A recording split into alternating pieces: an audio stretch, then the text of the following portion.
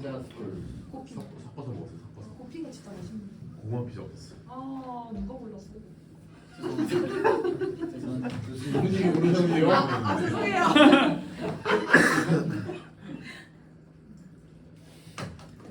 그래서 저는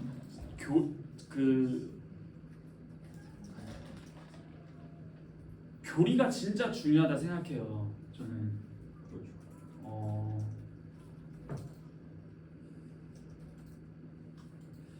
그렇죠. 도대체 좀 이따가도 이제 할 거거든요. 오늘 제 2부잖아요. 구속에 관하여 네. 드디어 이제 우리의 구원에 관한 건데 너무 중요한 거잖아요. 이것도 교리예요. 결국엔 성경에서 나온 거기 때문에 그래서 이거를 잘 알아야 되는데 좀 이따가 이제 여러분들이 이제 여러분들께 오늘 좀 도전도 드릴 겁니다. 오. 뭐냐? 그죠? 송승훈을 전도하라. 오. 이제 여러분들이 또 전도사들이잖아요. 새로운 새신자예요. 예, 제가 저를 전도시키는 시간을 짧게 한번 가져보고 반박을 해보고 기독교에 대해서 공격심이 많은 불신자 역할을 한번 해볼 테니까 이거를 설득시키면 됩니다. 저도 여러분들에게 기독교가 거짓이라는 것을 설득시킬 거예요. 와. 네, 그래서 그거에 대해서 디펜스도 잘 해보시고 물론 저는 네, 기독교를 사랑한다. 네, 그렇고 만약 저는 모태신앙이 아니라고 말씀드렸잖아요. 저는 이제 불신자 집에서 태어나서 지금 온 가족이 다 믿긴 하는데 제가 만약 하나님의 은혜로 구원을 못 받았으면 기독교를 막 무너뜨리려고 애썼을 것 같기도 해요. 납득이 안 되고 그냥 되게 한심스러워 보이는 집단으로 봤었을 것 같아요. 저는 불신자를 겪어봐서 알잖아요. 그래서 그냥 네, 그렇습니다. 자, 7시 30분이니까 이제 진행하도록 하겠습니다. 네. 오늘은 하이델베르크 유리문답 제2부입니다. 우리의 구속에 관하여고요. 12, 13, 14, 15문인데 제가 문 읽으면 여러분들이 다 읽어주시면 돼요. 혹시 녹화되고 있죠? 네. 네. 문 읽겠습니다. 12문입니다. 하나님의 의로운 심판에 의해 우리는 이 세상에서 그리고 영원히 형벌을 받아 마땅한데 어떻게 이 형벌을 피하고 다시 하나님의 은혜를 입을 수 있겠습니까? 하나님께서는 자신의 의가 만족되기를 원하십니다. 따라서 우리는 우리 스스로든 아니면 하나님의 예수에서든 죄값을 완전히 치러야 합니다. 13문 우리가 스스로 하나님의 의를 만족시킬 수 있습니까? 결국 그렇지 않습니다. 오히려 우리는 날마다 우리의 죄를 증가시킬 뿐입니다. 14문 어떠한 피조물이라도 단지 피조물로서 우리를 대신하여 하나님의 의를 만족시킬 자가 있습니까? 하나도 없습니다. 첫째, 하나님께서는 인간의 죄책 때문에 다른 피조물을 형벌하기를 원치 않으십니다. 둘째, 어떠한 피조물이라도 단지 피조물로서는 죄에 대한 하나님의 영원한 진노의 짐을 감당할 수도 없고 다른 피조물을 거기에서 구원할 수도 없습니다. 15문 그렇다면 우리는 어떠한 중보자와 구원자를 찾아야 합니까? 참 인간이고 의로운 분이시나 동시에 참 하나님이고 모든 피조물보다 능력하신 분입니다. 네, 자 기도하겠습니다. 거룩하신 하나님, 우리 아버지 감사합니다. 이 시간을 내어 우리 전도사님들과 함께 하이델베르크 유름답 제2문 5주일 구속에 관하여를 오늘부터 이제 또 시작하고자 합니다. 하나님 이 시간 짧은 시간이겠지만 저희 모두에게 집중력을 또한 허락하여 주시고 무엇보다 성령 하나님께서 전하는 자나 듣는 자나 하나가 되어 함께 깨달음으로 주님의 참된 말씀의 조명하심과 주장하심 가운데로 인도받을 수 있도록 성령 하나님 도와주시기를 구합니다. 이 시간도 주님께서 주시는 바른 지식과 지혜와 깨달음이 풍성하길 원하오니 주께서 함께하여 주실 것을 믿사오며 이 모든 말씀 살아서 역사하시는 우리 주 예수 그리스도의 이름으로 기도합니다. 아멘. 자, 하이델베르크 요리문답은 우리에게 진정한 위로를 전하고 있다고 배웠습니다. 이 위로라는 말을 구원으로 바꿔도 되고요. 혹은 뭐 오늘날 많이 쓰는 용어 뭐 있을까? 힐링. 뭐 오늘날 이 힐링이라는 용어가 좀 많이 변색됐지만 결국에는 어떤 회복 뭐 이렇게 말할 수 있겠죠. 이 유일하고 영원한 위로는 우리 구주 예수 그리스도께로부터 오는 것을 배웠고 또한 성삼위 하나님 안에 있다라는 것도 배웠습니다. 우리의 유일한 그 위로가 무엇이냐 했을 때 삼위일체 하나님을 언급한다는 것을 말씀드립니다. 그리스도께서 자신의 보혈로 우리의 그리고 나의 죄값을 다 치르시고 마귀의 권세에서 다 해방해 주셨습니다. 또한 그리스도께서는 아버지의 뜻이 아니라면 머리털 하나도 땅에 떨어지지 않게 보호하시고 모든 것을 협력하여 나의 구원을 이루시고 계십니다. 하나님의 뜻이 아니면 머리털 하나 떨어지지 않을 것이라는 철통 보호가 있는데도 나에게 가난이나 실직이나 여러 가지 큰 문제가 일어난다면 그것은 곧 아버지의 목적 안에 있기 때문에 일어나는 것이기에 그 목적은 무엇인가 라고 물어본다면 바로 모든 것이 협력하여 구원을 이루기 위해 오는 것이다 라는 것을 또한 알 수 있습니다. 그리고 성령 하나님으로 나에게 영생을 확신시키고 영원하고 신속히 그리스도를 위해서 이제 살게 하시는 것이죠. 그러므로 이러한 보배롭고 영원한 위로 구원을 얻으려면 세 가지를 알아야 한다고 했습니다. 지금 방금 말한 게 1문이죠? 네. 지금 말씀드린 게 2문인데 세 가지가 뭐였는지 기억하십니까? 네. 뭐죠? 제가 미창아. 제가 비참함, 구원, 감사. 감사. 그쵸? 다들 아시죠? 이게 2문입니다. 근데 이 2문이 하이델베르크 요리문답 1, 2문이 전체의 구조예요. 무슨 말이냐? 하이델베르크 요리문답은 1문부터 몇 문까지? 129문까지 있습니다. 그런데 1문이 뭐였죠? 우리가 그동안 3문부터 11문까지 뭐 배웠죠? 제가 미창아. 네, 제가 비참 배웠습니다. 두 번째 이제 12문부터 85문까지 뭐 배우죠? 그쵸, 구속에 대해서 배우는 겁니다. 그 다음 이제 구속을 받은 자로서 86문부터 마지막 129문까지 뭐 배우는 거죠? 감사하는 삶. 하나님께서 우리에게 요구하신 것에 대해서 감사하는 삶을 배우는 겁니다. 그러므로 서론인 1, 2문은 하이델베르크 요리문답 전체에 대한 구조를 이미 선포하고 시작한다라는 것입니다. 이해되시죠? 네. 그런데 여러분 129문까지 있으면 딱 3개니까 어떻게 나누는 게 가장 좋은 구조같이 느껴지십니까? 3분의 1. 그렇죠. 그러면 한 문당, 한 주제당 43 네. 문씩 딱딱딱 나누면 깔끔할 것 같지 않습니까? 그게 가장 공평하잖아요. 그런데 하이델베르크 요리문답은 나중에 알려드릴게요. 하이델베르크 요리문답은 1부를 우린 마무리했어요. 3문부터 11문까지예요. 총 9문을 할애하고 있다는 것입니다. 그 다음 2문이 총 74문입니다. 그리고 3부가 총 44문이에요. 그렇다면은 하이델베르크 요리문답 저 책 전체를 보기 전에 한 발짝 물러나서 이 구조를 보면 하이델베르크 요리문답이 무엇을 강조하는구나를 알 수 있어요. 그게 뭐예요? 구속입니다. 그 다음이 뭐예요? 감사의 삶이고 그 다음 죄와 비참함에 대해서 설명을 하고 있는 것이죠. 그러니까 43문씩 딱 3개씩 하면 딱 좋은데 압도적으로 이유가 정말 많은 것입니다. 그러므로 하이델베르크가 도대체 어디에 무엇을 말해주고 어디에 심혈을 기울이는지를 보여주는 거예요. 한마디로 도대체 어떻게 구원받아요? 왜? 1문이 뭐라고 했죠? 우리 외울 수 있죠? 답은 길지만 질문은 외울 수 있죠? 시작! 네, 좋습니다. 방금 이거 편집해 주시면 좋을 것 같고 자, 감사합니다. 사나 죽으나 우리의 유일한 위로는 무엇입니까? 이 질문이 뭐예요? 이 위로를 뭐로 바꿔도 된다 했죠? 자, 이렇게 네, 감사합니다. 자, 다들 피곤하셔서 9번 어떻게 다들 정신 차려야 돼요. 네네네. 저도 더웠었어요. 갑자기 여러분들은 이 정도까지는 이거 지금까지 원래 멈춘다라는 생각을 못했거든요. 재능이 형이 없어가지고. 네, 자 1부는 바로 사나 죽으나 우리의 유일한 위로. 네. 정말 참된 위로가 구원이 뭐냐를 말하고 그것을 알기 위한 3가지를 말한다는 거예요. 그러므로 하이델베르크 요리문답이 어디에 강조하고 있다? 구속이죠. 구원. 그러므로 어떻게 구원받아요가 하이델베르크라는 거예요. 이해되시죠? 네. 왜 이거를 처음부터 말 안 했냐? 이렇게 1문부터 11문까지를 끌고 오고 이제 2부를 들어가기 때문에 이 구조를 그다음 이제 말씀을 드리는 거예요. 우리가 도대체 어디쯤에 왔을까? 그리고 이 하이델베르크는 무엇을 말하는 걸까? 어디에 중점을 두고 심혈을 기울이는 걸까?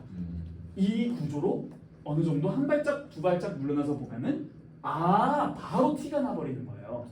그렇죠? 네. 그러므로 이 구조를 잘 알고 가면 좋겠습니다. 그래서 우리를 구원하시는 주님의 사역을 두 가지로 생각할 수 있어요. 첫째는 구속을 성취하십니다. 성취. 두 번째는 구속을 적용하십니다. 구속의 성취는 무슨 말이냐? 하나님께서 우리를 위하여 하나님께서 누구에게? 우리를 위하여 중보자 예수 그리스도를 통해 이루신 사역이 구속의 성취이고요.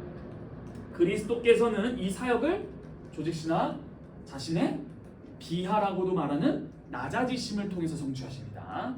그렇죠? 이 낮아지심이 뭔지 아시는 분? 네. 비하. 네. 낮아지심, 비하가 뭔 말인지 아시는 분? 어떤 구성이 있는지 아시는 분? 아직 기독론을 안 배웠기 때문에 모를 수 있어요. 네. 비하, 성육신. 성육신, 그다음 십자가. 성육신, 십자가. 오케이, 또 일단 해봅시다. 무덤. 좋습니다. 이 안에 뭐가 있냐면은 이 땅에서 사심이 있어요. 이거 굉장히 중요해요. 십자가가 복음이 맞는데 그분께서 이 땅에 사신 것을 빼면은 양념만 온 겁니다.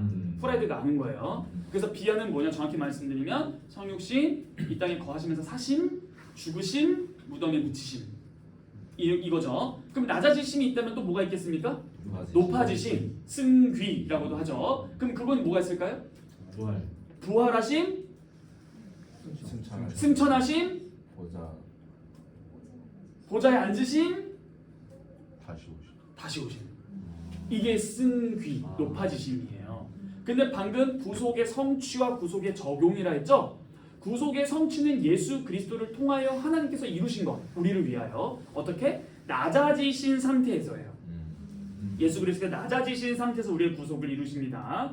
그분은 우리를 위해서 태어나시고 우리를 대신해서 하나님의 법을 완수하시고 우리의 구속을 이루기 위해 십자가에서 죽으시고 하나님의 형벌로서의 모든 사망이라는 것을 다 경험하셔서 우리를 위해서 구속을 획득하셨다는 거예요. 누가? 그리스도께서. 여기서 중요해요. 그리스도께서 그분의 소유를 얻으셨어요. 자, 그러면 뭐가 있는 거죠? 그분의 소유를 얻으면 아직 그것이 우리 것이 아니에요. 그러면 뭐 구속의 성취다음에 구속의 적용. 그래서 이 구속의 적용은 뭐냐? 하나님께서 그리스도로 말미암아 성취하신 그 구속을 우리에게로, 우리를 위하여 얻으신 것을 우리에게로 이제는 가져다 주시고 그리스도께서 얻으신 구속의 소유를 우리의 소유로 삼게 하시는 사역이라고 이해할 수 있어요. 이게 구속의 적용. 이해되시죠? 네. 그래서 이 우리의 구속, 이것을 구원의 전유다, 구원의 분배다라고 할 수 있는데요. 여하튼 이것은 바로 그리스도께서 사역을 높아지신 지위에서 하십니다. 적용을. 왜일까요? 여러분, 구속의 예수 그리스도께서 이루신 구속이 우리 것이 되기 위해서 삼위 하나님께서 하신 사역이 뭐예요? 성령의 교통하지. 그렇죠. 와, 그게 어디서 나왔었어요? 서론을. 그렇죠. 자, 여러분, 우리는 하이델베르크를 배우고 있는 거예요. 선생님 정말 대단하신 게 딱 뭐예요? 아니, 방금 제가 서론 처음에 뭐라고 계속 말했냐면 우리 하이델베르크를 배우고 있는데 중요한 중점 우리는 어떻게 구원을 얻을 것인가? 1문은 우리의 유일한 위로, 그 구원을 우리는 어떻게 구원받는가? 바로 이제 성부, 성자, 성령 배웠고 2부 뭘 알아야 되냐? 죄와 비참함과 구원과 감사를 알아야 된다 했는데 당연히 그리스도께서 승천하셔서 뭘 보내세요? 성령. 그렇죠. 이게 바로 승귀에 속한 사역으로서 성령 하나님을 보내심으로 말미암아 성령 하나님께서 우리 성령께서 우리 안에 내주하시고 우리를 믿음을 주시고 우리를 거듭나게 하셔서 성령으로 거듭나게 하셔서 그리스도 어떻게? 그렇죠. 연합하게 하셔서 교통하게 하시는 것도 맞아요. 연합하게 하셔서 예수 그리스도께서 얻으신 구속을 우리 안에서 이루시는 하나님의 사역을 구속의 적용이다. 이렇게 말할 수 있습니다. 그러므로 삼위일체는 복음이다. 이렇게도 표현할 수 있어요.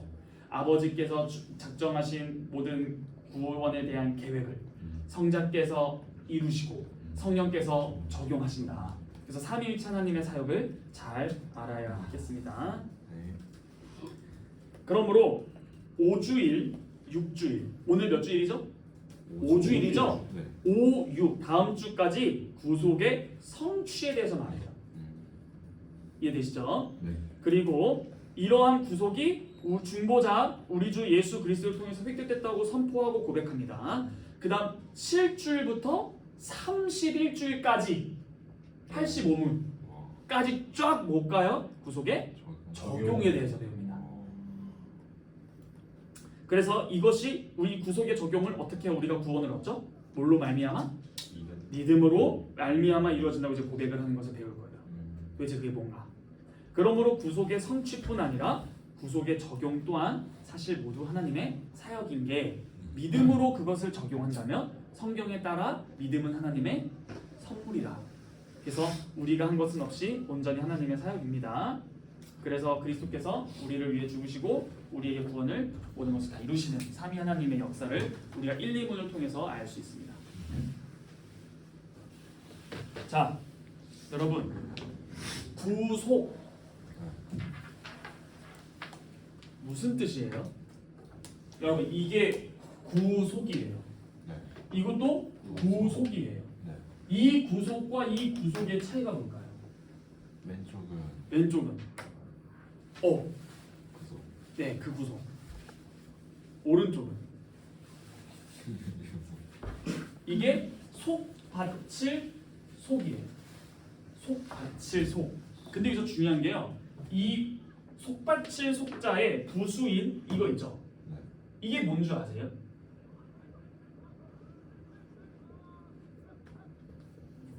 조개 패자입니다. 구속. 예, 이걸 말씀드린 이유가 있어요.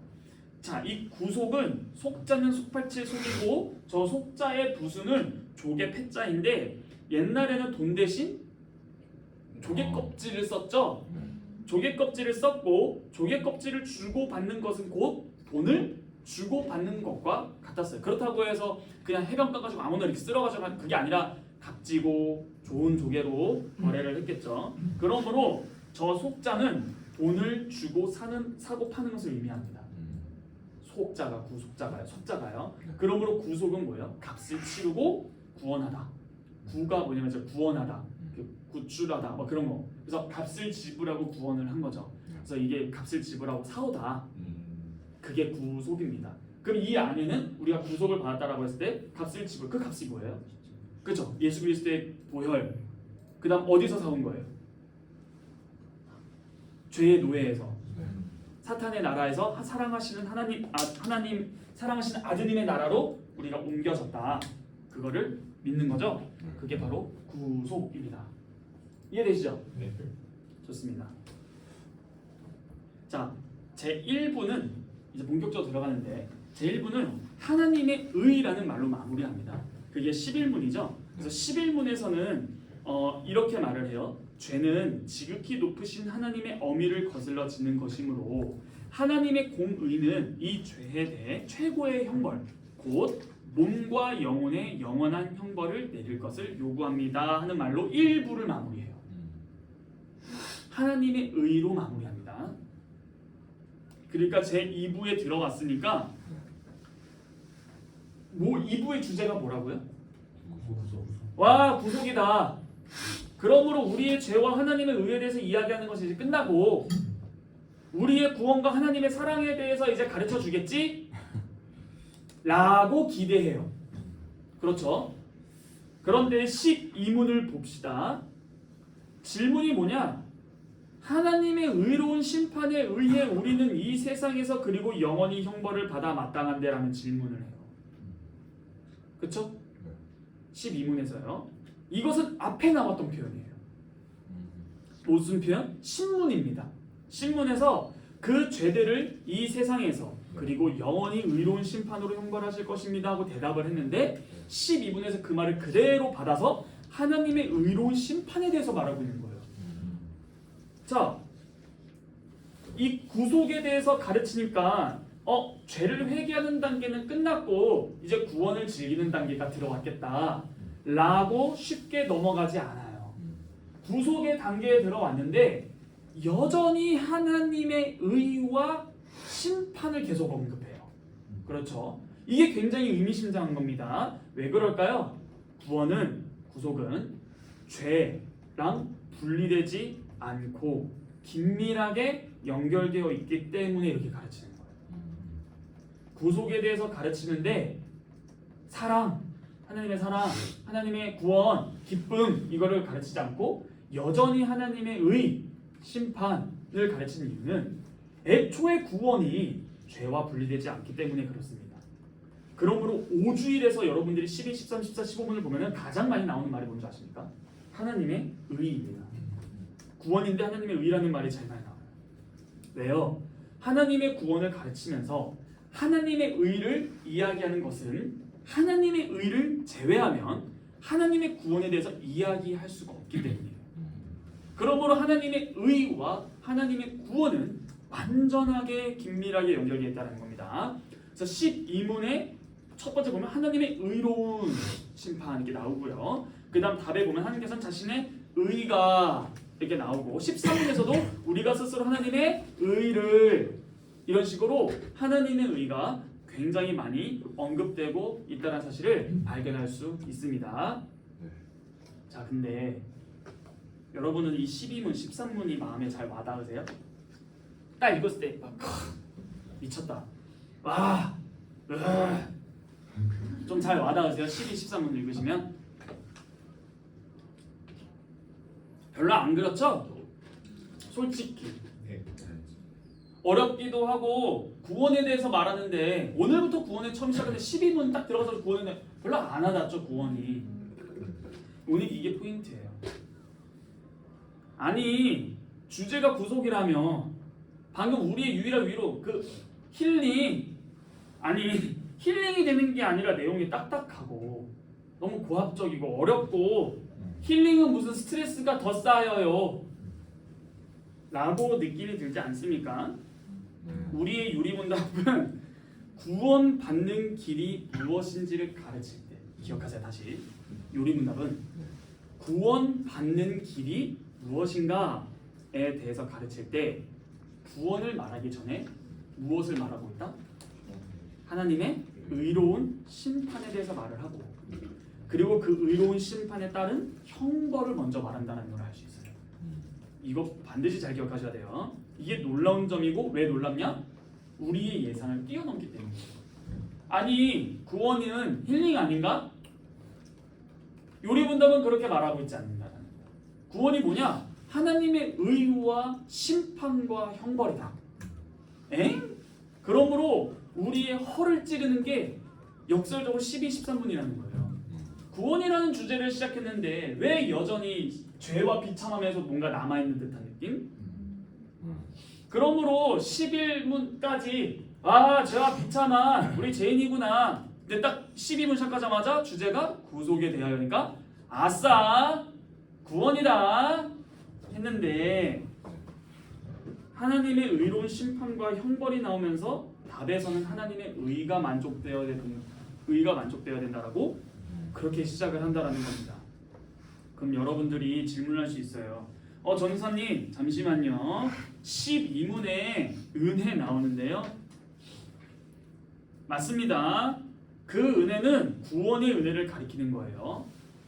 그러나 하나님의 그 구원의 은혜는 하나님의 의로운 심판에 의해 우리가 받아 마땅한 형벌을 피할 때에라야만 얻는 것입니다. 다시 은혜가 뭐라고요? 구원의 은혜인데 그것이 왜 구원의 은혜냐?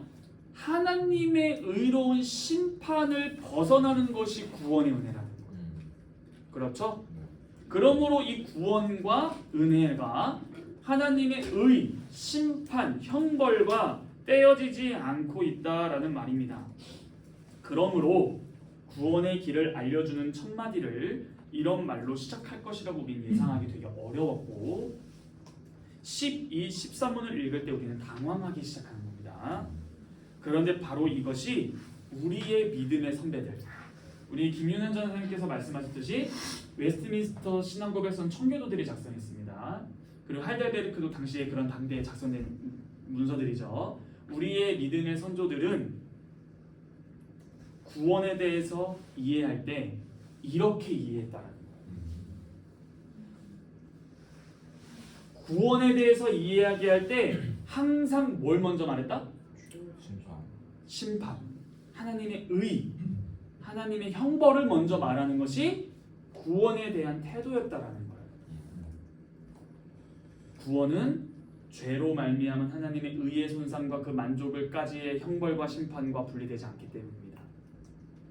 그러므로 구원을 말할 때 하나님의 의로운 심판과 형벌을 말하고 하나님의 의가 완전히 충족되어야 함을 먼저 말하기 시작해야 된다는 거예요. 복음을 전할 때든. 그런데 그렇다고 해서 우리 그 전도 동아리를 까는 건 아닙니다. 하나님 당신을 사랑하신다, 좋습니다. 그런데 그 하나님의 사랑보다 항상 앞서야 하는 것은 하나님의 의입니다. 그래서 하나님의 의가 완전히 충족되어야 한다라는 거예요. 이러한 접근 방식 어떻게 생각하세요? 여기까지 소결론이에요. 정리 한번 해보세요, 여러분들 스스로. 무슨 말이에요? 구원을 말할 때 우리의 믿음의 선조들은 하나님의 의, 심판, 형벌을 먼저 말했다라는 거예요. 이것을 진심으로 동의한다면 이러한 접근 방식이 오늘날 우리 시대를 뒤덮은 엉터리 전도 내용과 같냐라는 거예요. 전도할 때 하나님은 당신을 사랑하십니다가 먼저 나오지 이렇게 하신 적 있냐라는 거예요. 당신은 죄인입니다. 영원한 형벌과 심판받아 마땅한 죄인입니다라고 먼저 전도한 적이 있냐라는 거예요. 근데 우리의 믿음의 선조들은 이 방식을 고수했다라는 겁니다. 하나님은 당신을 사랑하셔가 아니에요. 하나님은 당신의 의를 만족시켜야 되는데 당신은 죄인이기 때문에 당신은 영원히 진노받아 마땅한 죄인입니다 를 먼저 시작한다는 것이죠. 그러므로 성경과 신앙 고백은 우리 모든 사람이 죄를 지었고 그로 말미암아 하나님의 의로운 심판에 의해 이 세상에서뿐만 아니라 영원한 형벌을 받아 마땅한 존재라는 것을 시인하고 있습니다. 간단히 말씀드릴게요. 모든 사람은 영원한 사형수다. 여기서부터 시작해야 됩니다. 아무리 착한 사람 상관없어요. 그렇게 살아도 좀 괜찮을 것 같은데 그래도 기독교인 웬만한 고집센 기독교인보다 불신자의 덕스러운 도덕적인 성격이 더 낫지. 이런 말을 쉽게 하는 건 이걸 모르는 거예요. 나중에 조금 있다가 또 많이 말할 겁니다. 한마디로 영원한 사형수인데 이 엄중한 사실을 뼛속 깊이 인정하지 않는 사람에겐 죄송하지만 구원이 전혀 없고 그에게 구원의 길은 열리지 않을 겁니다. 예수님께서는 분명히 우리의 죄 때문에 오셨지. 그리고 요한복음 10장에서 예수님께서 나의 양의 문이고 나를 통하여 들어오지 아니한 자는 다 강도다. 그러므로 예수님께서 오신 것은 하나님의 의를 만족시키기 위해서입니다. 이거를 꼭 아셔야 돼요. 그래서 이거에 대해서 11문이 말하고 있는 거예요. 죄와 비참한 마지막 문. 뭐라고요? 하나님은 의로우신 분입니다. 하나님의 공의는 영원한 형벌을 내릴 것을 요구합니다. 이렇게 계속 말하는 겁니다. 죄는, 여러분 죄는 뭡니까? 죄가 뭐예요? 여러분들이 생각하는 죄는 뭐예요? 죄의 정의를 물어보는 겁니다. 하나님을 싫어하시는 거예요. 하나님이 싫어하시는 거. 오케이. 주한전 선생님은 죄에 대해서 어떻게 생각하세요? 갑자기 유년부 있으세요? 유치부나 초등부나? 초등부 4, 5, 6학년. 네. 6학년이 선생님 죄가 뭐예요? 그렇게 그런 것 같아요. 하나님이 싫어하시는 것이고 또 하나님과 함께할 수 없는 것이 죄다. 좋습니다. 또 한 분 더. 진한 선생님 들어볼까요? 진한 선생님 죄가 뭐예요?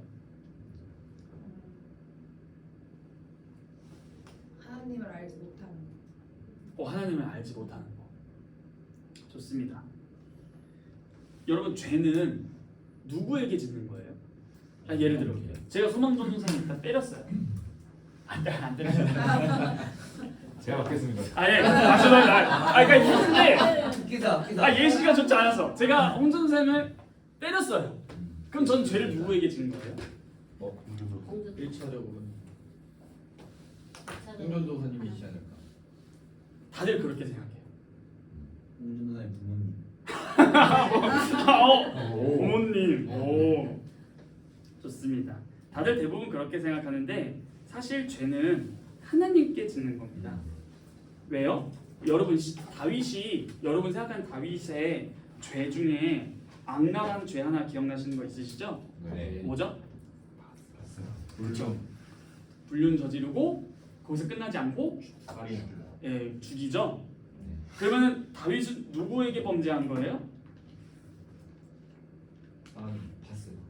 그렇게 생각해야 돼요. 그게 우리 입장이에요. 자, 시편 51편 가보겠습니다. 시편 51편을 보면 그 다들 성경 좋은 성경 쓰신 분들은 그 위에 책 제목 써 있죠. 네. 그게 뭐예요?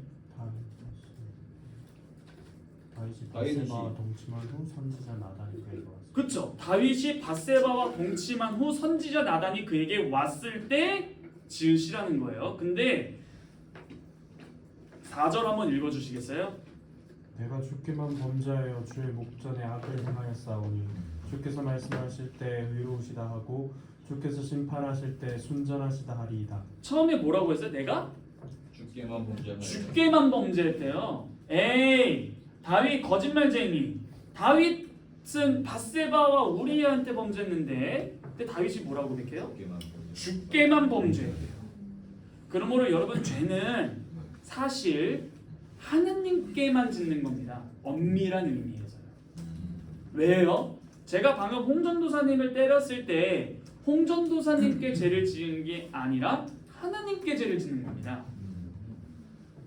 왜요? 그겁니다.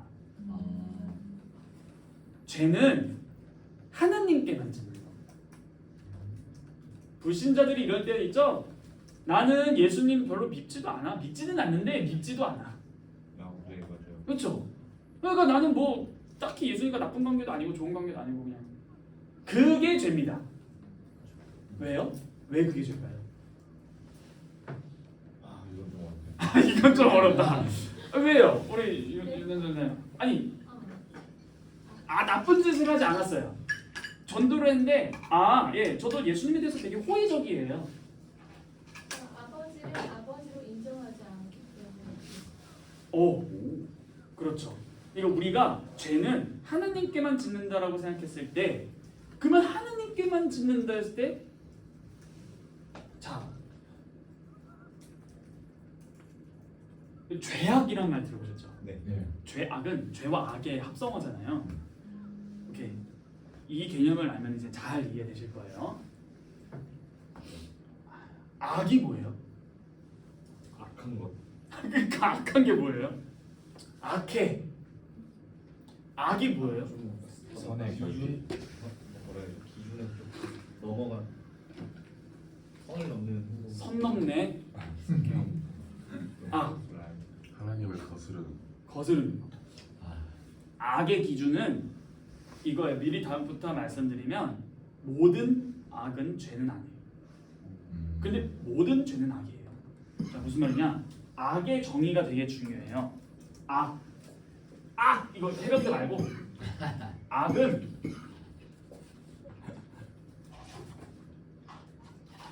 결핍입니다. 자, 예를 들어 볼게요. 제가 80원을 가지고 있어요. 악입니까? 왜요? 왜요? 지난 전에 제가 80원을 가지고 있어요. 악이에요? 악의 정의가 뭐라 했어요? 결핍. 그럼 뭐가 필요해요? 기준입니다. 100원이라는 기준이 생겨버렸어요. 그럼 80원을 가지고 있으면 뭐가 되는 거예요? 그쵸. 그 그게 결핍이잖아요. 그렇구나. 이게 악이에요. 근데 80원 내 20원 들 가지고 있잖아요. 그럼 이게 죄예요? 저는 아니죠. 왜요? 왜요? 모든 악은 죄는 아닌데 모든 죄는 악이라고 했습니다. 악의 정의는 결핍이라 했는데 기준이 없었을 때는 80원은 80원일 뿐. 근데 기준이라는 100원이 생기자마자 결핍이 나왔고 이것이 악이라는 거예요. 근데 이거는 죄는 아니라는 거예요. 왜요? 악은 결핍인데 이런 것도 결핍이죠. 자동차입니다. 우주선 아니에요. 자동차가 앞범퍼가 까졌어요. 네. 이거는 결핍이에요? 네. 왜요? 있어야 이렇게. 그렇죠. 기준이 뭐였어요? 완전한 상태에서 결핍이 생겼잖아요. 네. 이것도 악이에요. 근데 교통사고 났을 때 죄 지은 거예요? 아, 감이 온다. 물리적인 결핍은 죄가 아니네. 물리적인 악은.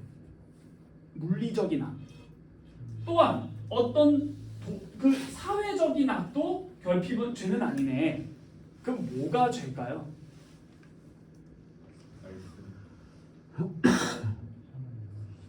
하느님의 말씀이 기준인데 이 말씀은 어떤 기준이냐? 도덕적 기준입니다. 바로 도덕적 악만이 죄입니다.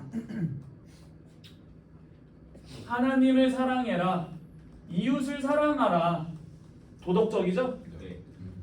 하나님을 사랑하지 않으면 뭐예요? 도덕적인 결핍이 생겨요. 근데 도덕적 결핍은 뭐가 된다고요? 죄가 됩니다. 이 개념을 가지고 다시 질문해 볼게요, 윤한 전사님. 저는 예수님을 미워하지 않는데 되게 호의적이에요. 이게 왜 죄일까요?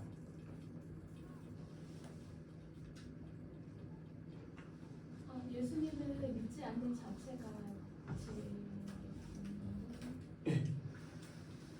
기준을 네. 기준이 이 도덕적 기준이 뭐였어요? 하나님의 율법이죠. 네. 근데 하나님의 율법이 우리에게 뭐라고 말해요? 하나님 사랑.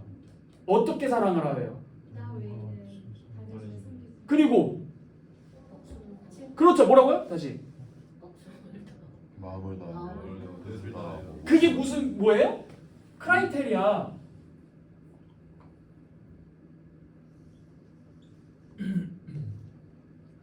표준, 기준. 뭐가? 율법이. 나는 예수님을 호의적인데 그게 죄예요. 왜요? 사랑하라. 기준이 뭐예요 우리에겐? 도덕법. 미쳤어요 안 미쳤어요? 결핍이 생겼어요 안 생겼어요? 생겼어요. 무슨 결핍이에요? 물리적 결핍이에요? 아니에요. 아니에요. 도덕적이에요. 악이네? 근데 도덕적 악이네? 죄입니다. 술 마시면 죄예요? 그런 유치한 상황이 아니에요. 이게 죄예요. 그러면 다시 돌아가 볼까요? 홍전도사를 때렸어요. 누구에게 죄 짓는 거예요? 왜요? 이웃을 사랑하라라는 무슨 계명을? 도덕적인 하나님의 십계명을 어겼고 결핍이 생겼네요. 그 누구에게? 누가 요구했어요 이거? 하나님이 기준을 주셨어요. 결핍이 생겼네. 그게 죄예요. 아, 되죠? 네. 이게 죄예요. 술 마시면 죄가 아니라.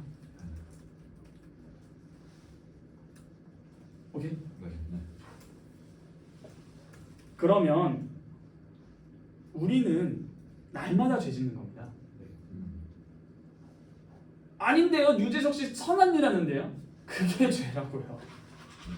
이러니까 굉장히 복음을 전했을 때 반발심이 들어야 정상입니다. 12권에 그냥 뭐만 하면 죄래. 맞아요. 그래서 요리문답에 뭐라 나와 있어요? 우리는 날마다 죄책을 쌓아갑니다. 부채가 쌓여요. 부채가. 이자율이 아주 그냥 주요. 그렇게 되는 거다라는 겁니다. 그런데 방금 제가 누구를 때렸다? 정선님? 하나님의 형상. 이게 창세기에 나오는 내용이잖아요. 죽인 자는 피로 갚는 거. 내가 하나님의 형상에 해를 가합니다. 이 고대 근동 관점에서 하나님의 형상의 개념이 뭐냐면 그 신, 그 자의 동상이에요. 그러니까 아까 이런 거 하나님께서 형님 여러분들이 코람데오 하나님 면전 앞에서 하나님께서 빤히 다 보고 계시잖아요. 근데 거기 앞에서 하나님의 형상을 자 하나님 앞에서 하나님 사람의 본질인 하나님의 형상을 모독하면서 지존자 앞에서 살기를 바라냐는 거예요. 담대하도다. 아니 이 세상 한 나라의 대통령도 아닌 만왕의 왕 만주의 주 앞에서 그분의 동상에 해놓고 살기를 바래? 고대까지 갈 필요도 없어요. 조선시대 앞에서 예를 들어 왕 앞에서 야라고만 해도 죽을걸? 주리를 틀어라 그냥. 그런데 하나님 앞에서 그냥 이제는 사람 폭행하고 너무 쉬워. 모독하는 것도 쉬워. 너무 담대해졌어요 세대가. 살기를 바라지 마십시오. 죄입니다. 그러므로 12문을 자세히 읽어보세요. 분명히 2부인 오늘부터 배우는 2부 구원에 대해서 말하는 것인데 구원을 말해야 하는데 도대체 오늘 5주에 보면 구원이라는 말이 없어요. 뭔 퍽 의로운 심판과 형벌만 나와. 구원이라며. 그러나 12문을 잘 읽으면 하나님의 의로운 심판에 의해 이 세상에서 그리고 영원히 받아야 할 마땅한 형벌을 피할 길이 있기는 있다라는 것이 흐르기 시작합니다. 그 형벌을 피할 길을 넌지시 말하고 있는 거예요. 그 길이 바로 무슨 길이죠? 형벌을 피하는 길이 구원의 길인데 그 형벌을 피하는 길이 죄인이 구원을 얻는 길이에요. 그러므로 12문에서 답의 첫 문장이 뭐예요? 하나님 자신의 의가 만족되는 것. 이렇게 넌지시 말하고 있는 거예요. 하나님의 의가 만족되면 되네. 이제 이해가 되십니까? 근데 여기서 또 이해가 안 돼요. 하나님의 의가 뭐예요? 의. 여러분 하나님의 의 하면 유명한 구절 하나 있죠. 로마서 1장 17절인가? 복음에는 하나님의 의가 나타난다. 이 하나님의 의라는 개념을 잘 잡아야 로마서 1장 17절이 와 진짜 복음이다 이게 됩니다. 여러분 하나님의 의 제 녹화 들으신 분? 저요? 예, 저 이거 영상 안 하고 녹음으로 한 거. 그래서 의 나온 거 기억하세요? 아니요. 기억이 안 나요? 들었는데? 기억하세요? 성전에 기억 안 나요? 의. ጼ데크. ጼ데크 들어보셨죠? 그거 들어본 거. 그게 뭐예요? 정의가 의가 뭐예요? 했는데 맞다. 여러분 의를 생각할 때 떠올라야 되는 개념이 있어요. 커버넌트 뭐예요? 언약. 의는 뭐예요? 언약 당사자끼리 서로가 서로에게 상대에게 잘해주는 게 의예요. 그러면 어떻게 잘해줘요? 상대방이 요구한 것을 다 지키고 만약 어겼을 때는 그 어긴 거에 대한 형벌을 가하고 그런데 예를 들어 하나님께서 우리를 구원해 주시겠다고 말씀하신 은혜 언약을 또 온전히 성취하셨을 때 의가 완전해집니다. 의는 세 가지겠네요. 언약이라는 기준으로 생각했을 때 첫째, 모든 하나님의 요구에 부응해야 하나님의 의가 만족된다. 둘째, 어마어마 어겼네. 그럼 어떻게 돼요? 형벌을 얼만큼? 그 의가 만족될 만큼 받아야 된다. 셋째, 이거는 좀 이따 갈게요. 자, 이러한 두 가지 하나님의 의가 만족되어야만 우리가 다시 하나님의 은혜를 힘입어서 구원을 얻을 수가 있는데 문제가 뭐예요? 도대체 그 하나님의 의가 어떻게 만족될까? 이제 구원의 길로 슬슬 가는 겁니다. 어떻게 만족될까? 바로 하나님께서 요구하시는 100% 순종과 또한 어겼을 때의 100% 형벌. 그런데 여기서 문제가 뭐냐? 이 두 가지 양방의 의를 인간은 단 하나라도 만족시킬 수가 없다. 자, 여기서부터 시작하겠습니다. 저를 전도시키는 겁니다. 자, 누가 내가 대빵으로 뭐 송전도사 전도해보겠다. 저 송승은 저 불신자. 내가 구원시키겠다. 손. 문좀 떠가지고. 아니야 하고 가. 하고 가. 네, 유연한 거. 우리 진아 전사님 선교사 하실 생각이시죠? 다들 막 나가네. 진아 전사님 선교사 지망하시죠? 네. 어디 선교사? 해외? 저요? 불러주시는 거. 불러주시는 거? 자, 불러주셨습니다. 양아치 송승훈. 어이. 아 이거 근데 또 저기요. 기독교가 뭐예요? 구원, 심판, 에게. 뭔데요 그게? 한번 들어볼게요. 뭐 전도 뭐 예수천국 불신조 그거? 그거요? 예수천국 불신조? 예수천국 불신조? 아 예수천국 예수는 믿으면 천국 가고 뭐 안 믿으면 뭐 지옥 가고. 별로 와닿지도 않고. 그럼 내가 왜 죄인이야? 나 죄 한 번도 안 졌. 어떻게 전달해? 한번 전달해 주세요. 들어보겠습니다. 네, 뭐라고요? 전도 한번 해주시죠. 전도요? 전도. 다들 왜 전도사잖아요. 전도사잖아요. 다들 전도사시죠? 네. 전도사가 뭐 하는 사람이에요? 전도하는 사람. 네, 자 시작. 전도사잖아요. 우리 주한 전도사님. 자, 이 전도사라는 말이 이제 무겁죠? 우리 요한 전도사님 전도하셔야죠. 자, 우리 소망 전도사님 우리 소망 한번 우리 유일한 소망을 한번 보여주시죠. 전도해 주세요. 전도 잘 못해요. 잘 못해요? 전도사인데. 전도사래도 어쩔 수 없어요. 어쩔 수 없어요. 전도 어떻게 해야 돼요? 방금 이 구조대로 한번 해봅시다. 네. 처음에 뭐예요? 죄인이다. 네. 혹시 이삭 전사님 해주시죠. 뭘 해야 돼요? 호칭을 뭐라고 해야죠? 그러면? 그냥 뭐 너야 뭐 너는 이렇게 해야 됩니다. 편하게. 혹시 죄인이신 거 아시나요? 죄가 왜 죄인이에요? 저 범죄 안 했는데. 저 경찰서 가본 적도 없고. 저도 없습니다. 저 수능 1등급이에요. 저 열심히 했어요. 잘하셨습니다. 장난 아닌데. 죄인 아니에요. 어디 뭐 등본에서 뭐 인증 뭐 빨간 줄 있는 거 보여드려야 되나? 혹시 하나님 믿으시나요? 하나님? 네. 안 믿죠 그런 거.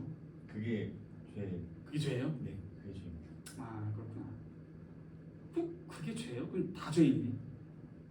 근데 하나님 믿는 사람들은 물론 죄인이지만 구원을 받는 응. 그 길로 저희는 갈 수 있어요. 구원을 받는 길로 갈 수 있어요? 네. 그거 어떻게 가요? 믿음으로 갈 수 있어요. 믿음으로. 그냥 예수 믿으면 되는 거네. 네. 네 알겠습니다. 네, 예수 믿으면 되는구나. 예수님 믿읍시다.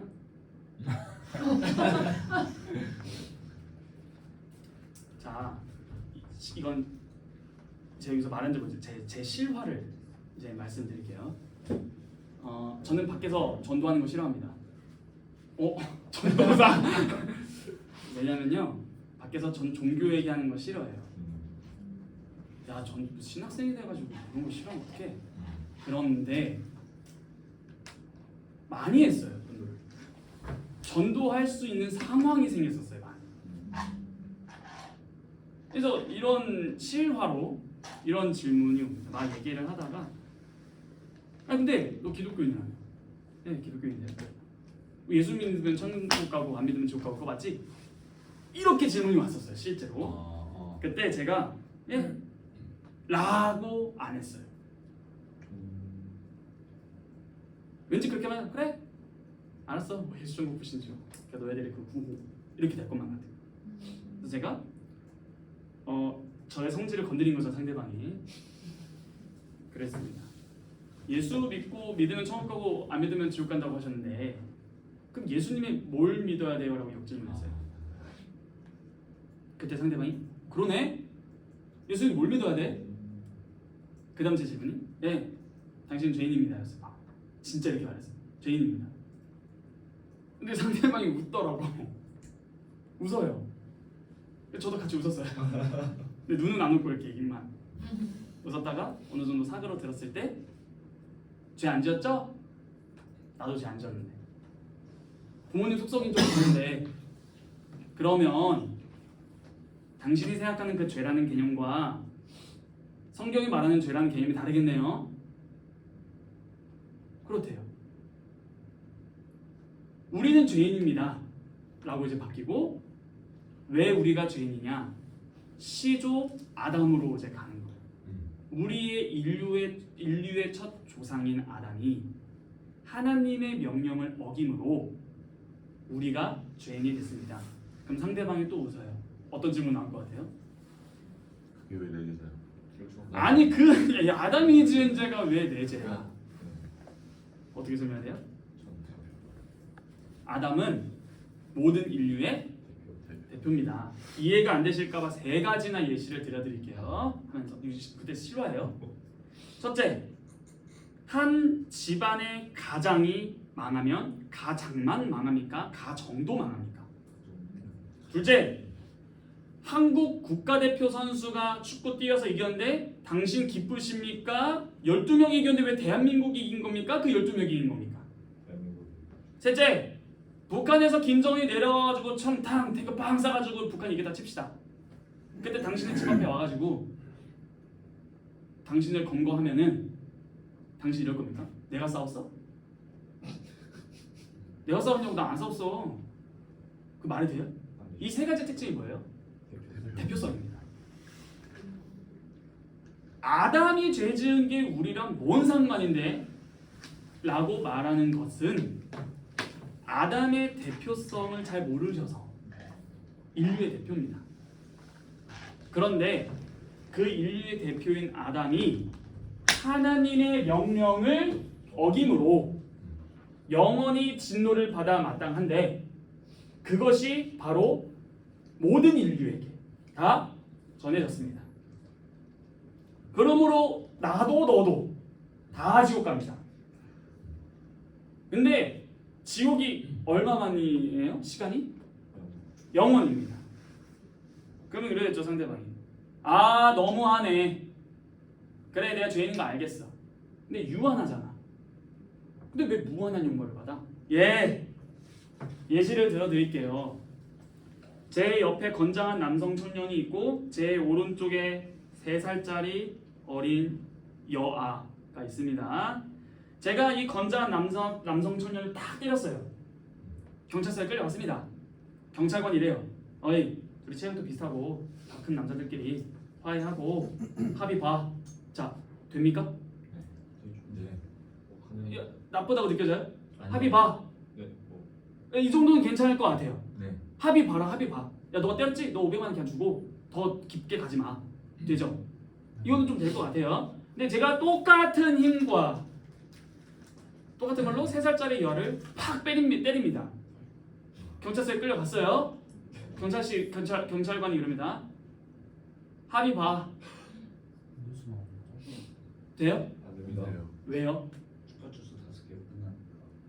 슈퍼주스 왜 안 돼요? 똑같은 힘, 똑같은 사람인데 왜 안 돼요? 이거는 세상이 조금 네. 맞지 않아서. 왜 그러면은 제 형벌이 누가 어느 게 더 세요? 이쪽이죠. 왜요? 대상이 달라서인데 대부분 아이니까. 그러면은 여기서 하나 나오는 게 있어요. 형벌의 기준은 가해자의 어떠함이 아니라 피해자의 어떠함입니다. 똑같은 힘이에요. 근데 대상에 따라 형벌이 달라져요. 아이는 아이의 속성과 특성이 있어요. 보호받아야 되고 미성년자고 반항할 힘이 없고 당할 수밖에 없는 뭐 여러 가지 게 있겠죠. 그러므로 아동 폭행의 형벌은 더 셉니다. 왜요? 기준이 뭐예요? 난 똑같이 때리는데 판사님? 이 아니라 대상이 다르기 때문입니다. 자, 예시가 끝났어요. 이거 실제 실화예요, 다. 무하는 형벌이 지옥의 무하는 형벌이 좀 불편하시죠? 우리가 누구에게 죄 지었다고요? 네, 그 하나님 우리가 죄 지은 가해자의 어떠함이에요? 피해자의 어떠함이에요? 형벌에. 근데 하나님의 속성이 뭐예요? 무한하심. 이해되세요? 네. 무한하게 형벌 받으십시오. 대상이 누구냐? 죄는 누구에게만 짓는다? 하나님께. 왜요? 이것도 설명했었어요. 그러니까 했으니까 생략하는 겁니다. 그랬더니 이제 그 여성 두 분이었어요. 여성 두 분이었어요. 표정이 심각해지더라고요. 진짜 웃음기가 사라졌어요. 나 있는 그대로 그냥 웃음기가 사라지더니 그 다음 질문 되게 자연스럽게 던져요. 그럼 어떻게 해야 되는데요? 이게 나와. 여기까지가 뭐예요? 하나님의 의, 공의. 그런데 피할 길을 주셨습니다. 그건 뭐예요? 우리가 해결해야 되는 게 뭐예요? 자, 이제부터 하나님의 의입니다. 무슨 의? 하나님께서 요구하시는 것을 다 지켜야 되고 동시에 하나님의 명령을 어긴 그 형벌, 무한한 형벌을 다 받아야 됩니다.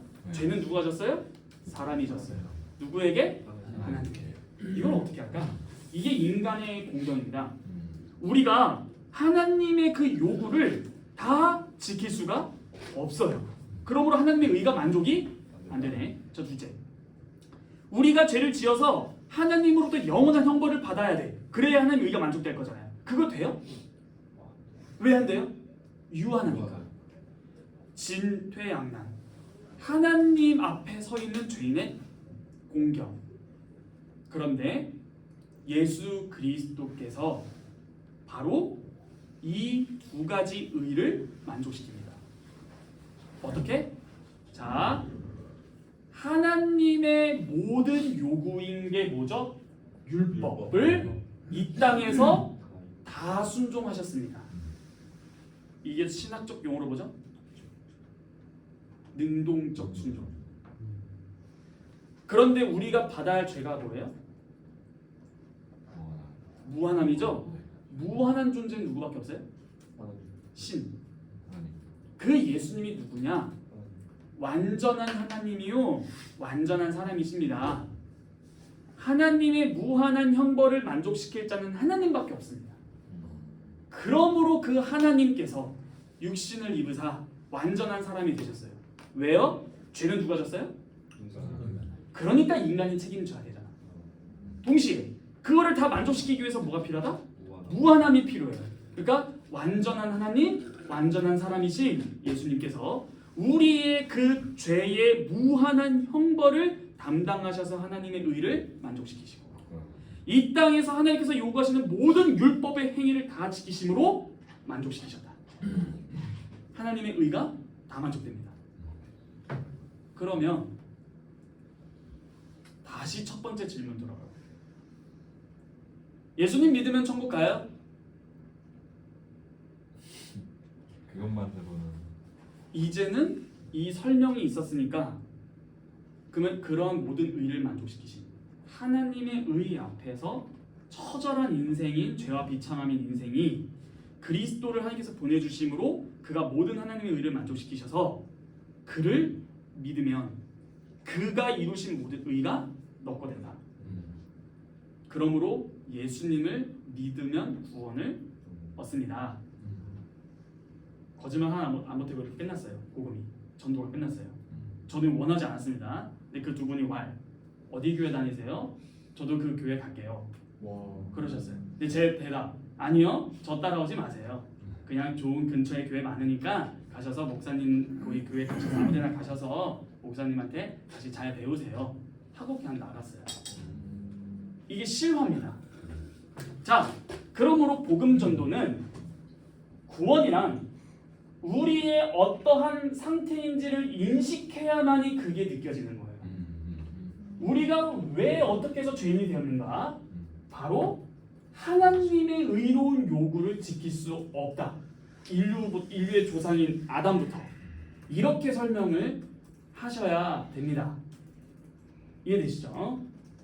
그러므로 두 가지 모든 율법의 요구를 다 만족시키는 능동적 순종과 하나님의 우리의 모든 죄값을 무한히 갚아내는 수동적 순종이라는 십자가 사건, 이 두 가지가 다 만족된 게 이신칭의입니다. 믿음으로 말미암아 뭐한다? 의롭다함을 받는다. 여러분 복음이 뭐예요? 좋은 소식. 좋은 소식이죠? 네. 그게 왜 좋은 소식이에요? 내가 죄에서 다시 살아났어. 로마서 1장 가보겠습니다. 로마서 1장 2절입니다. 여러분 잘 따라와 보세요. 이제 그 괄호를 할 거예요. 네. 2절, 1장 2절. 이 복음은 보이죠? 네. 괄호 치세요. 이 복음은 괄호. 그 다음 쭉 내려서 4절에 마지막 곧 가로 닫고. 이 복음은 곧 앞에 가로 닫고 곧 우리 주 예수 그리스도시니라. 복음이 뭐라고요? 우리 주 예수 그리스도십니다. 그게 왜 복음이에요? 우리가 만족시킬 수 없는. 그렇죠. 그걸 나와야 되는 거예요. 왜 복음이냐? 우리의 상태를 먼저 인식해야 소식이 기쁜 거예요. 그랬을 때에 그리스도께서 우리의 죄를 위해서 죽으시고 우리의 모든 율법의 요구를 다 이루셨다. 이게 뭐예요? 하나님의 의가 만족이 됐다죠? 네. 1장 17절 볼게요. 네. 복음에는 예수 그리스도의 죽으심과 다시 사심이라는 그 복음에는 네. 뭐가 나타났다고요? 하나님. 하나님의 의가 나타났대요. 의가 뭐라고요? 모든 의의 만족. 죄인에게는 영원한 심판을, 그리고 하나님의 율법에 대한 모든 요구를 만족시키는 거. 그게 어디서 나타나는 거예요? 십자가에. 복음에는 그 하나님의 의가 나타났다. 믿음으로 믿음에 이르기는 기록된 바 오직 의인은 믿음으로 말미암아 살리라. 이게 이신칭이잖아요. 이게 복음이에요. 그럼 복음을 말할 때는 이 순서를 기억해야 됩니다. 1부부터 시작해야 돼요. 죄와 비참함. 그래야 하나님의 의가 이해가 됩니다. 그러므로 이 죄는 결국 하나님께 짓는 건데 그분이 누구시냐를 이해해야 돼요. 무한한 겁니다. 답이 없어요.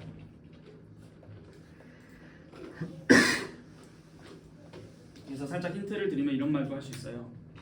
이런 질문 한번 던져보세요. 사람이 죄를 지으면 지옥에 간다고 하셨죠?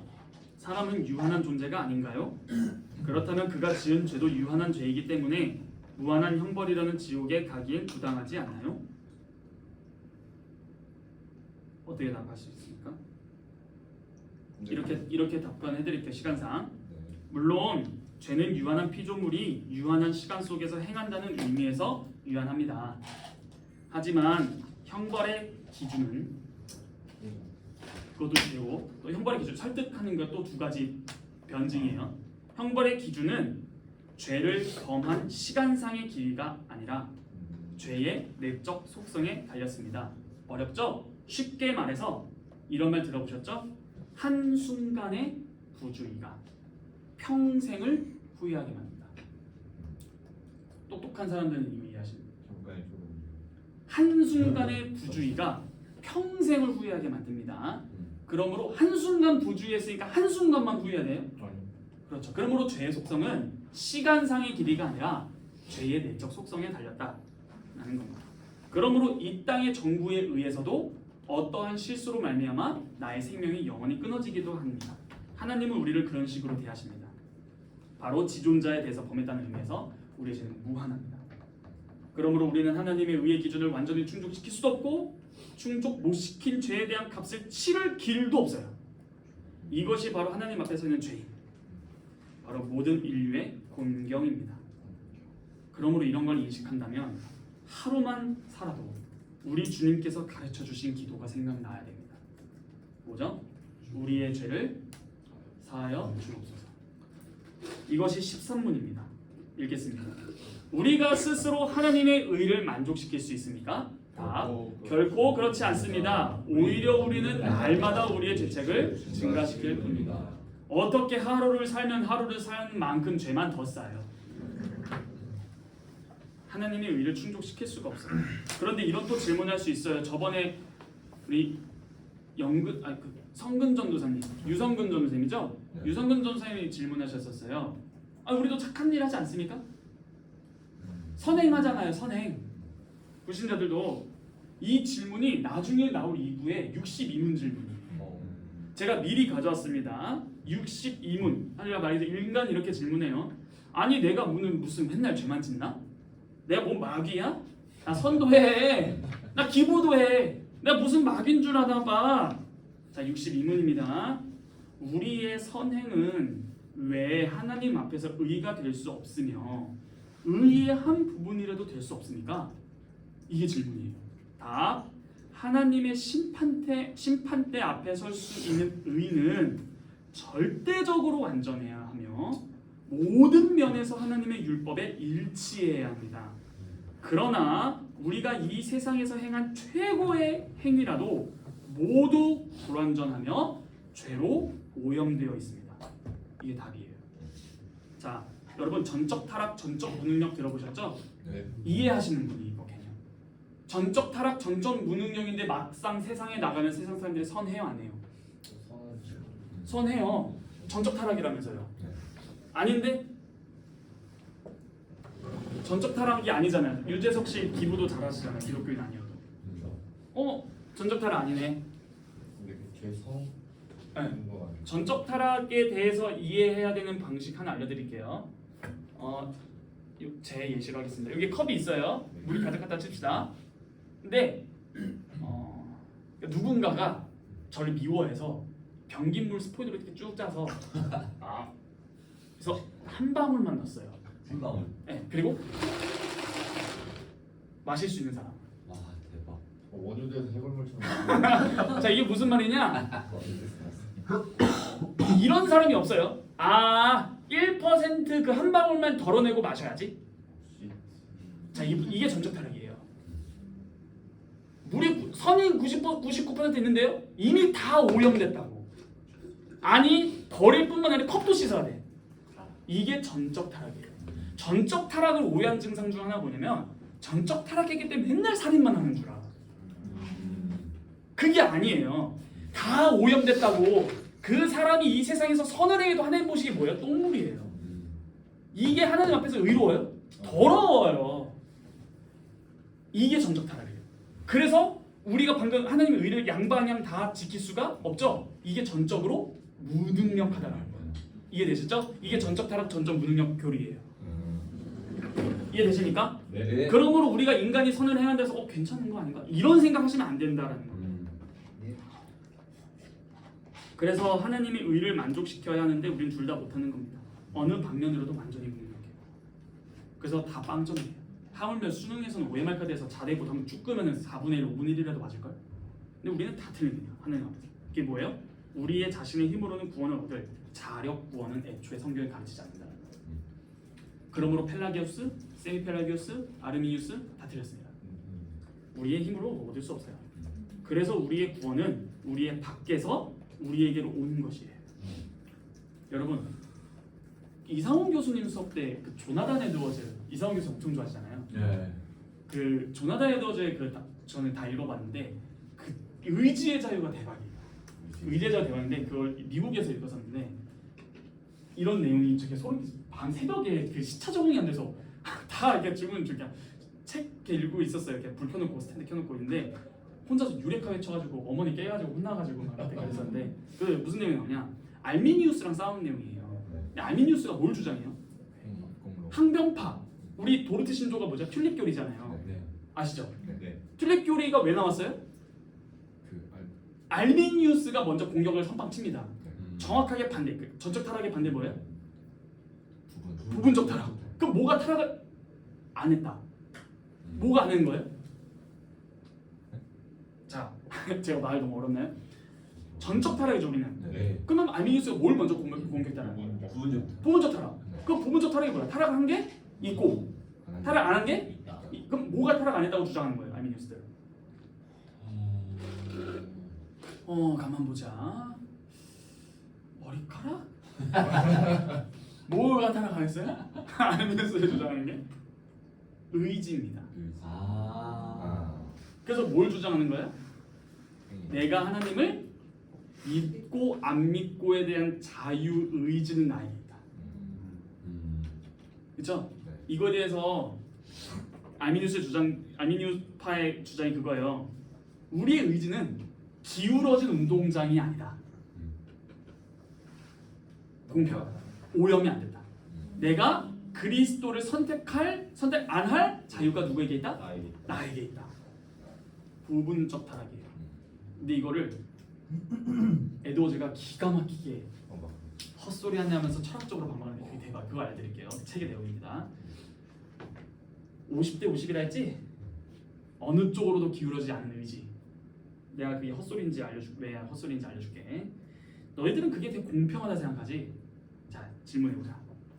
영화관에 갔어. G열 7번이 있어. H열 9번이 있어. 어디 앉을래? 뭐 어디든 H H G G G H H. 자, 이 무슨 말을 하려고 하냐면요. 자신이 선택한 건 말로는 그냥 아무데나 다 좋아 라고는 했지만 사실은 H를 선택한 것은 G보다 H가 더 좋았기 때문이야. 뭔 소리야? 이렇게 말하면 왜 그런지 알려줄게. 만약 G랑 H랑 5대5로 똑같이 좋아했다면 너는 아무것도 선택을 못한다는 거야. 0.00001이라도 뭔가 더 좋았기 때문에 그걸 선택하는 거야. 자, 우리의 의지는 기울어져 있다. 뭘로? 죄로. 우리의 의지는 자유함이 없다. 전적 타락. 이게 의지의 자유 책이에요. 5대5라고 정말 공평하다면 너는 아무것도 선택 못해. 그러니까 너는 너의 모순에 빠진다. 이렇게 아미니우스 반박합니다. 그게 의지의 자유. 되게 대단하죠. 와, 유레카 외칠만 하지 않습니까? 어머니한테 혼난 게 후회되지 않습니다. 그러므로 우리의 모든 것은 다 부패했다는 뜻은 날마다 교회 밖에 나오면 맨날 살인하고 있고 맨날 사기만 치고가 아니라 그러한 선행도 결국 하나님의 의 앞에선 만족될 수 없다예요. 그 스포이드 그 변기물 잘 기억하세요. 99% 물이 선하잖아요 라고 말하는 사람 없어요. 그럼 마셔봐. 안 마실걸? 그게 우리의 전적 타락이라는 거예요. 어디든지 썩지 아니한 것이 없다. 다 오염됐다. 이게 전적 타락, 전적 부패, 그로 말미암아 전적 무능력한 상태에 있다. 그러므로 12분에서는 은근슬쩍 누가 나와요? 다른 이. 이게 중요합니다. 다른 이.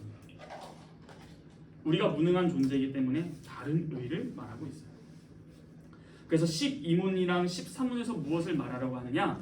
바로 정리를 하는 거예요. 우리가 형벌을 피하고 다시 은혜를 얻을 길이 있다.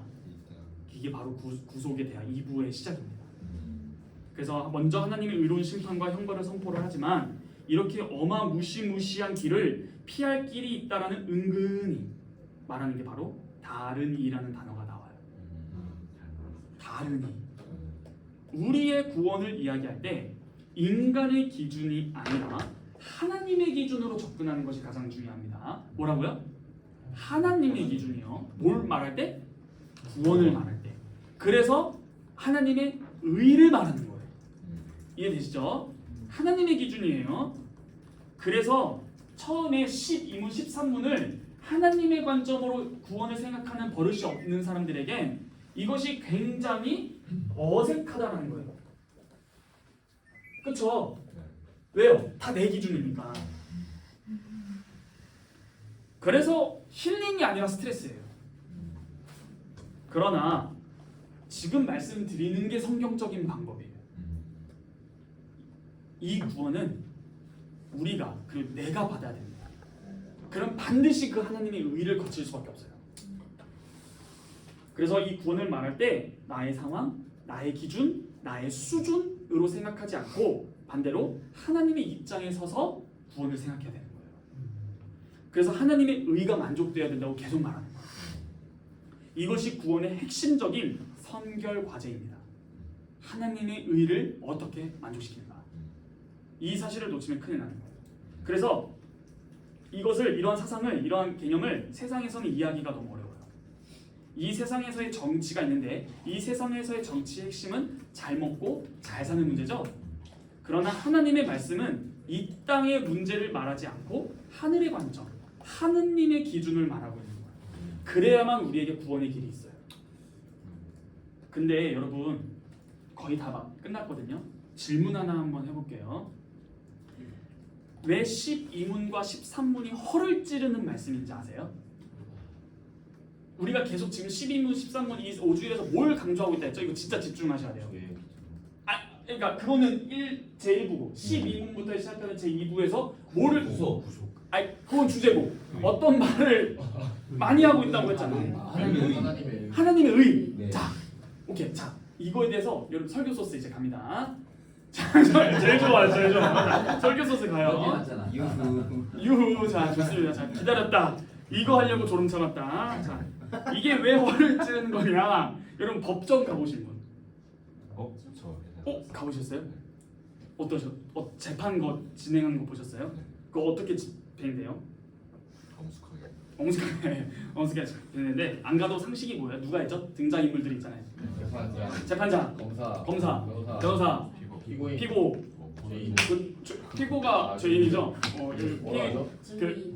증인도 있고 다 있잖아요. 다 있잖아요. 근데 핵심은 뭐예요? 변호사랑 검사랑 싸우고 판사가 재판하고 피의자의 형벌을 어떻게 내릴 것인가. 이게 핵심이죠. 네 명의 등장인물. 자, 그런데 방금 무슨 의? 하나님의 의. 잘 기억하세요. 자, 법정적 비유 들어갑니다. 이 세상에서 변호사와 검사 다투기 시작하고 그리고 재판장이 판결을 내려요. 그런데 이 세상 법정에서 재판을 받을 때 재판 판결을 내린 재판장의 의가 만족을 얻어야 됩니까? 다시 검사랑 변호사가 죄인의 형벌을 두고 싸워요. 재판장이 판결을 내려요. 그때 그 재판장의 의가 만족돼야 돼요? 아니에요. 뭐가 만족돼야 돼요? 아니. 판사는 자신의 의로 판결해요? 내가 느끼기에 얘는 좀 법정이 기준. 그죠? 그걸 우리가 세상 사람 많이 말하는 거잖아요. 뭐대로 해? 법대로 해. 이 말 많이 하잖아요. 근데 하나님은 재판장이잖아요. 근데 뭐가 만족돼야 된다고요? 유대인 이상하지 않냐? 그쵸? 이게 무슨 말이냐? 재판장은 법대로 하면 돼요. 재판장은 이미 있는 법을 가지고 재판하면 되는 거 아닙니까? 재판장은 자기가 누구든 간에 네가 의롭건 안 의롭건 상관이 없어요. 재판하는 것이라서 죄형 법정주의가 있어요. 죄랑 형벌을 내리는 것은 법대로 하는 거예요. 그렇죠? 재판장의 자신의 뜻에 안 맞는다라든지 내 감정에 넌 좀 안 맞는다라든지 이렇게 판결을 내리면 그건 불이한 거예요. 그렇죠? 법정에서 재판장은 중요합니다. 판사는. 그런데 형벌을 내리는 기준은 판사의 의, 감정 기준에 있지 않고 법조문에 있어요. 그렇죠? 이 차이를 잘 인식하셔야 됩니다. 그런데 하나님 나라는 그렇지 않다는 거예요. 뭐야? 그 나라는 무슨 말이냐? 하나님은 하나님 자신의 의, 하나님 자신이 옳다고 여기는 것이 곧 법이에요. 이 사실은 뭘 말할까요? 재판장의 세상 재판장과 하나님 나라의 재판장의 이 두 가지 차이점이 명확히 드러났는데 이 사실은 뭘 말하는 거예요? 그 사실은 뭘 말하냐? 하나님 자신이 하나님의 법과 완전하게 100% 일치하시는 분이라는 거예요. 무슨 말이에요? 하나님 자신이 곧 법이다. 그래서 하나님의 의가 충족되는 것이 관건인 거예요. 하나님의 의가 충족되면 이꼴 하나님의 법이 충족된다는 거예요. 그래서 하나님의 의가 헤쳐지면 하나님의 법도 헤쳐지는 거예요. 그래서 법대로 형벌을 가해야 하는데 형벌을 가하는 자가 누구냐? 의로우신 하나님 자신이라는 거예요. 이것이 뭘 뜻할까요? 우리가 죄를 지을 때 세상에서는 죄를 지으면 어디에 저촉되는 거예요? 법조문에. 근데 우리가 죄를 지을 때 우리는 차갑고 딱딱한 헌법의 율법의 죄를 짓는 게 아니에요. 그래서 정말 믿음이 유치할 때 술 먹으면 죄예요? 술 먹지 말라고 율법에 나와 있는데 이게 굉장히 유치한 거예요. 왜요? 하나님 나라는 하나님과 법이 하나예요. 죄는 누구에게 짓는다? 하나님께 짓는 거예요. 그래서 하나님의 의를 계속 강조한다는 거예요. 이해되시죠? 네. 그러므로 우리는 딱딱한 법조문, 율법을 어긴 그 율법의 죄를 범하는 게 아니라 물론 그것이 같지만 하나님과 살아계시고 의로우신 하나님 자신을 거스르는 거예요. 이거를 어떻게 표현해야 될까 고민해봤는데 우리는 죄인이니까 죄를 짓죠. 네. 이 범죄의 인격적인 성격을 알아야 돼요. 무슨 말이냐? 도대체 누구에게 죄를 짓는 것인가? 이것을 죄로 판단하시는 분은 어떤 분이시냐? 그 분에게 죄를 짓는 거예요. 성경에서 나오는 율법을 어겼냐 안 어겼냐도 중요하지만 이 법이 뭐냐라고 했을 때 이것이 바로 하나님의 의로우신 하나님 자신이라는 거예요. 성경을 읽을 때 그러면 우리는 그를 마주하는 거예요? 아니면 누굴 마주하는 거예요? 그래서 하나님을 마주한다는 거예요. 이거 진짜 이해 잘 하셔야 돼요. 되게 중요한 걸 가르쳐 드리는 겁니다. 그러므로 우리가 죄를 지을 때마다 도대체 누구에게 죄를 지는 것이냐는 범죄의 인격적인 성격을 생각해야 돼요. 살아계시고 의로우신 그분을 바르게 고려해야 죄의 깊이와 죄의 심각성을 알게 되는 거예요. 죄는 어떤 법을 어기는 문제가 아닙니다. 죄는 어떤 법을 어기는 문제를 아득히 뛰어넘는 문제예요. 무슨 문제라고요? 그 법을 내신 분이 살아계신다는 거예요. 그분이 나를 바라보고 있어요. 나의 행동과 말에 대해서 분노하고 계세요. 이게 바로 하나님 자신의 의예요. 이게 깨지냐? 만족되느냐? 이게 바로 구원 여부다라는 거예요. 깨졌어? 그럼 벌 받아야 돼요. 응징밖에 없습니다. 그럴 때 하나님의 의가 만족되는 문제가 너무 중요한 문제라는 거예요. 그래서 우리의 믿음의 선조들은 이런 신앙고백서를 쓴 우리 개혁파 선조들은 구원을 하나님의 편에서 본 것이에요. 구원을 인간의 편에서 구원을 본 게 아니라 구원을 하나님의 편에서 본 것입니다.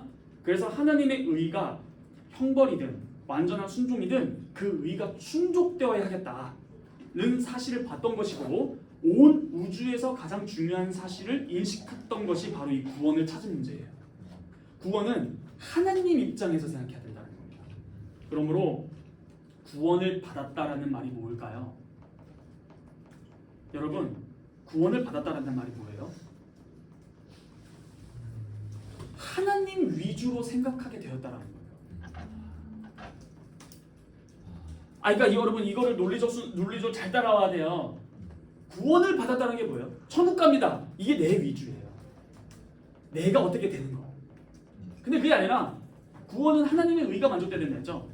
그러므로 하나님 입장에서 생각한다 했잖아요. 그 의로우신 하나님의 의를 만족시키는 거. 그러므로 구원을 받았으면 이제 우리의 사고는 하나님 위주로 생각하게 되는 것이 구원을 받은 사람의 정당한 증상이에요. 그러므로 구원이 무엇입니까? 라고 말했을 때 구원을 받으면 하나님 중심으로 생각하는 거예요. 하나님 중심으로 머리가 돌아가야 돼요. 하나님 중심으로 마음이 돌아가는 사람이 되는 거예요. 이게 구원받은 사람의 증상이에요. 구원은 하나님께로 가는 거 아닙니까? 하나님과 하나 되는 거, 그리스도와 하나 되는 거, 그리스도처럼 생각하는 거. 하나님 중심으로 생각한 사람이 누구예요? 예수님입니다. 그래서 하나님 입장으로 생각하는 거. 그래서 어떻게? 죽기까지. 그게 하나님 입장이니까. 하나님의 뜻대로 난 죽어도 좋다라는 심정은 대단한 사람, 믿음이 좋은 사람의 특징이 아니라 구원받은 사람의 특징이에요.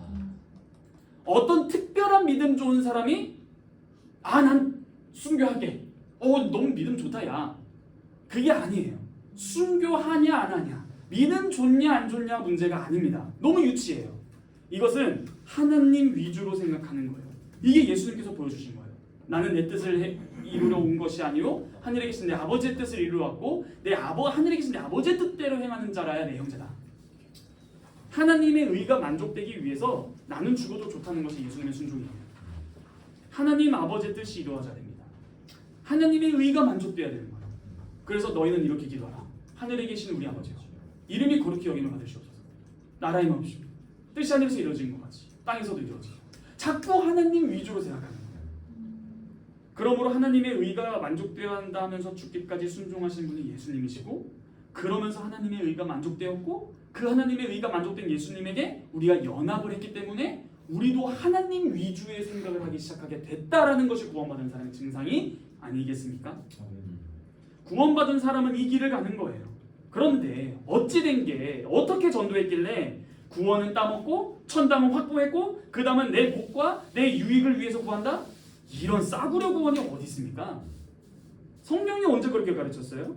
참된 구원이 아니에요. 우리는 하나님께로 가는 거예요. 하나님의 의가 어떻게 충족되어야 하는 것인가를 생각하는 것이 구원받은 자의 증상이에요.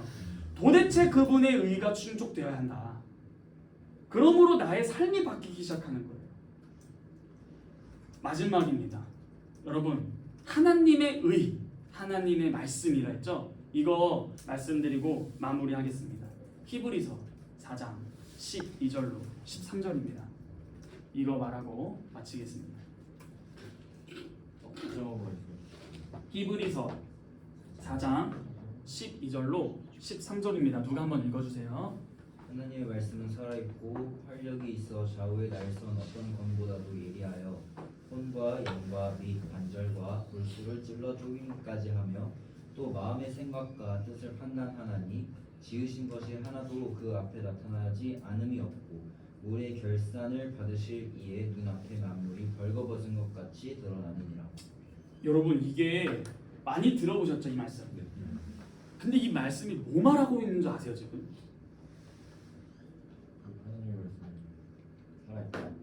살았다. 이거 정말 이 묵상이라는 건 이런 거예요. 자, 지금 이 히브리서 4장 12, 13절은 죄에 대해서 말은 해요. 근데 죄로는 아니에요. 뭘 말하고 있냐? 처음에 어떻게 시작해요?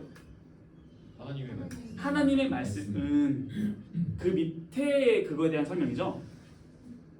그러므로 히브리서 4장 12, 13절은 하나님 말씀의 성격을 말하고 있는 거예요. 하나님 말씀의 성격이에요. 이게 뭐냐? 뭘 말하고 있냐? 히브리서 4장 12, 13절은 하나님 말씀의 효능을 말하고 있는 거예요. 자, 정말 중요하니까 잘 들으셔야 돼요. 하나님 말씀의 효능인데, 이 말씀이란 우리가 말씀을 읽는데, 그렇죠? 우리가 말씀을 읽는데 알고 보니 우리가 말씀을 읽는 게 아니라 하나님의 말씀이 우리를 읽고 있다라는 것이 오늘 본문이에요. 다시. 혹시 5분 안으로 끝났습니다. 죄송합니다. 5분 안에 끝내겠습니다. 자, 다시. 말씀을 읽는데 알고 보니 우리가 말씀을 읽는 게 아니라 하나님의 말씀이 우리를 읽고 있다는 거예요. 우리가 하나님 말씀을 읽으면 말씀이 우리를 헤집어서 찔러서 우리 자신이 결산해야 할 하나님 앞에서 벌거벗은 것 같이 드러나게 된다는 거예요. 하나라도 그 앞에 나타나지 않으니 없게 됩니다. 이게 무슨 말이에요 도대체? 하나님의 말씀이 우리의 마음을 살피시는 하나님의 눈이 된다는 거예요. 하나님의 인격성입니다. 사람이 아니시기에 신격성이라고 불러야 하지만 하나님의 마음, 하나님의 뜻, 하나님의 의지, 증오, 진노 등이 담긴 온전한 하나님의 눈이 우리에게 하나님 말씀으로 오는 거예요. 그리고 읽어요. 그럴 때 하나님의 눈과 우리의 눈이 마주치기 시작하는 것이고, 그래서 하나님의 눈이 나를 바라볼 때 이 말씀을 어긴다면 나를 빤히 바라보는 하나님의 눈을 푹 찌르는 중이다라는 거예요.